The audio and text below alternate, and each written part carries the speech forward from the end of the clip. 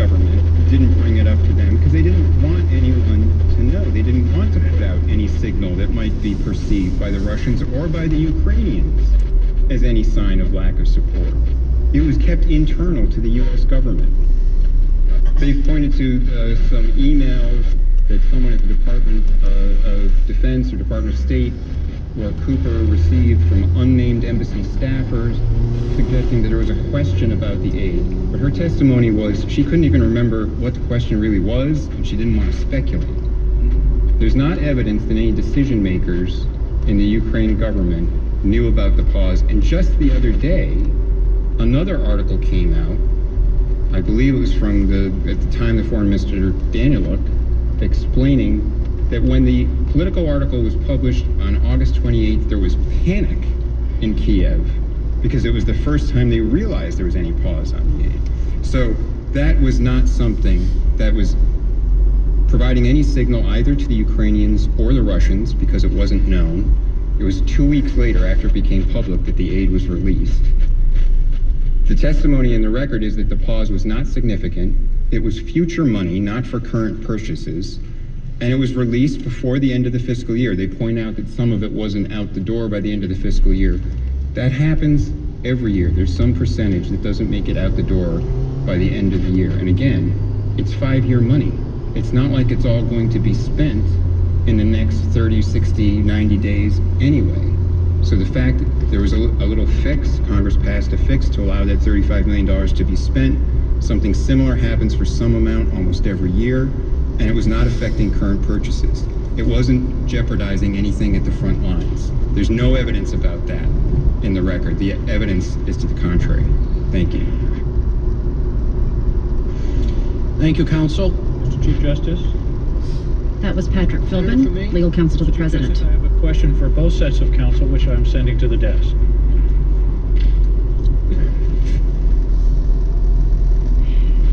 And we just heard that the question sounds like it will be going to both sides, which has been relatively unusual today, this first day of questioning. The way this works, again, is both sides, Republicans and Democrats, submit questions on cards. They take turns, and they can direct them to the side, the team or the House members.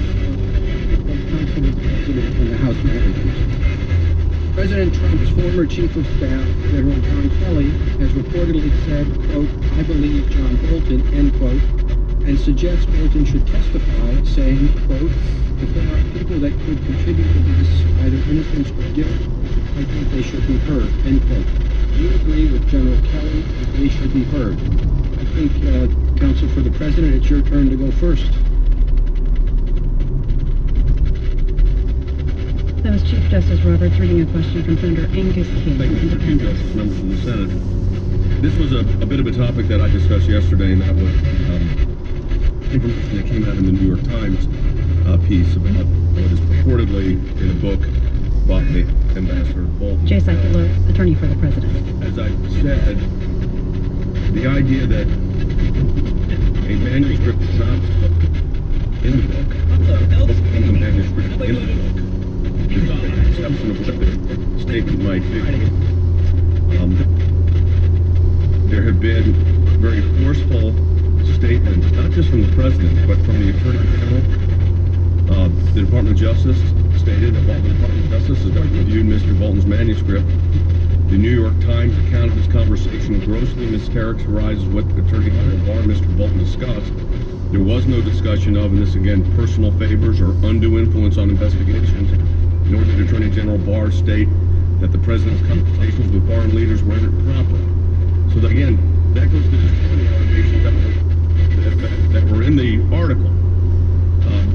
The Vice President said the same thing. He said in every conversation with the President and Vice President in preparation for the trip to Poland, the President consistently expressed his frustration that the United States was bearing the lion's share of responsibility. There's also an interview that Ambassador Bolton had given, I think in August, about the conversation where he said it was a perfectly appropriate conversation. I think that information's publicly available now. So again, to move that into a change in proceeding, so to speak, I think it is not correct.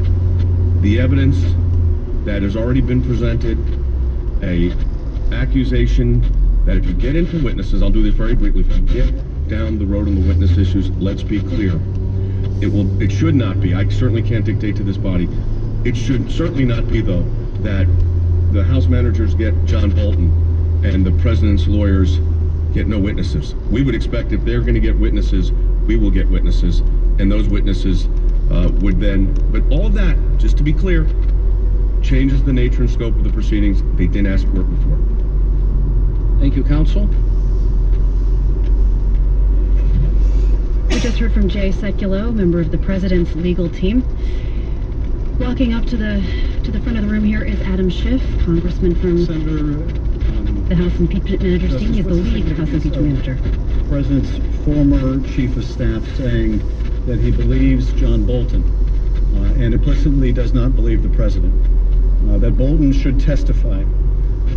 It's really, at the end of the day, not whether I believe John Bolton or whether General Kelly believes John Bolton, but whether you believe John Bolton, whether you'll have an opportunity to hear directly from John Bolton, whether you have the opportunity to evaluate his credibility for yourself.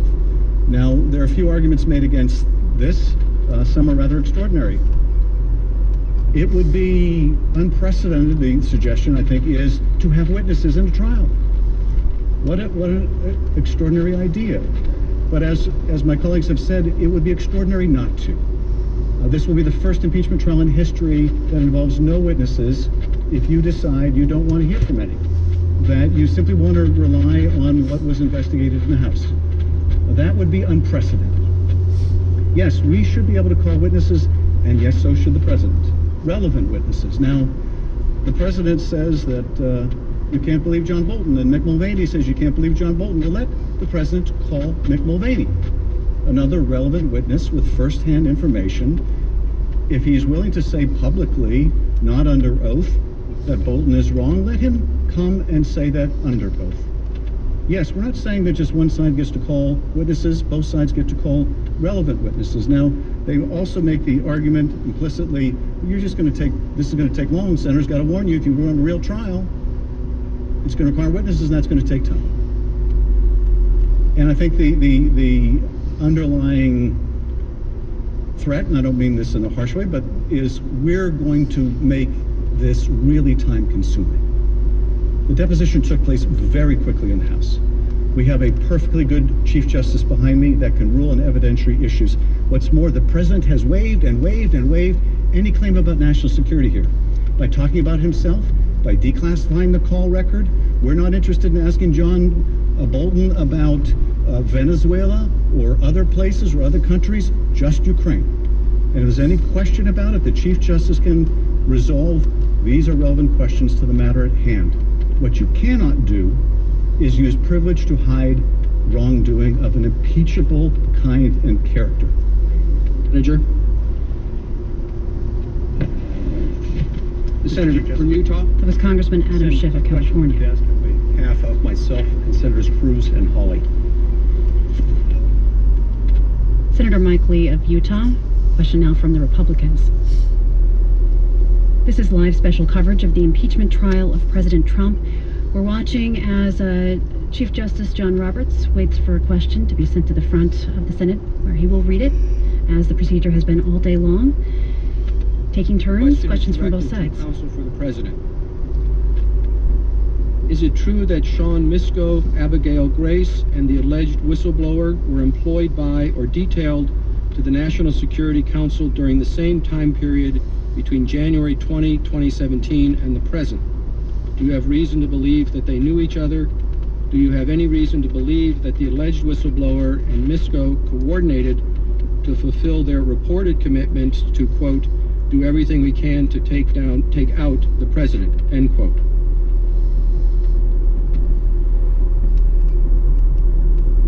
Again, Chief Justice John Roberts.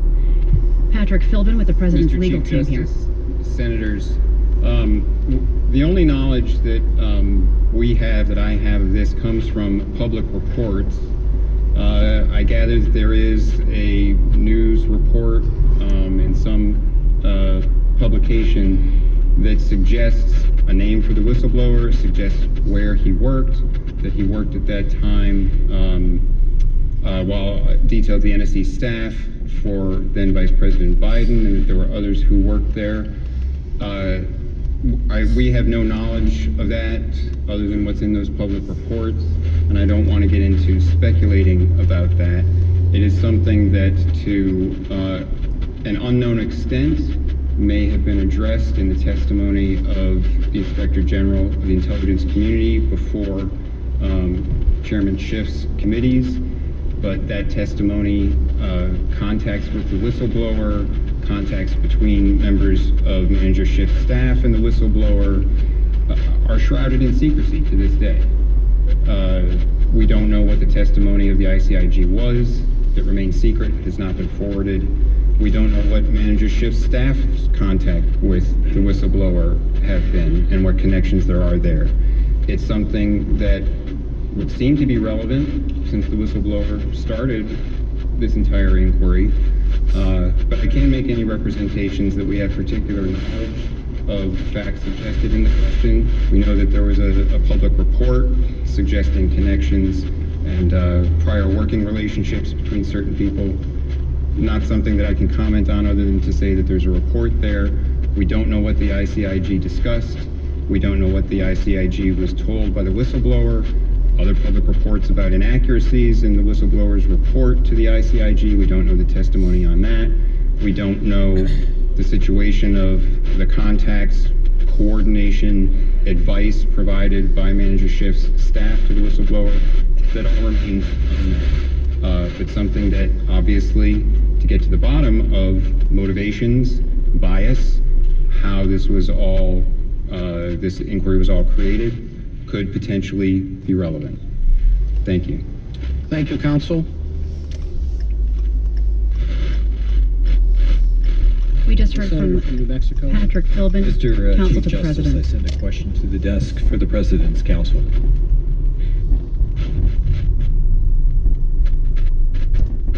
Next question coming from a senator from New Mexico. It's the Democrats' turn to ask a question. We just heard questions from Republicans. Again, the way this works is it alternates one side, then the other, total of 16 hours set aside for questioning, questions read by Chief Justice Roberts.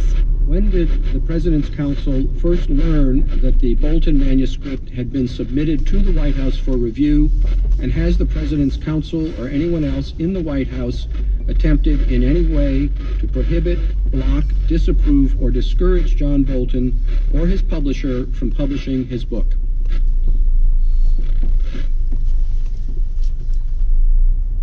That question comes from Democratic Senator Martin Heinrich of New Mexico.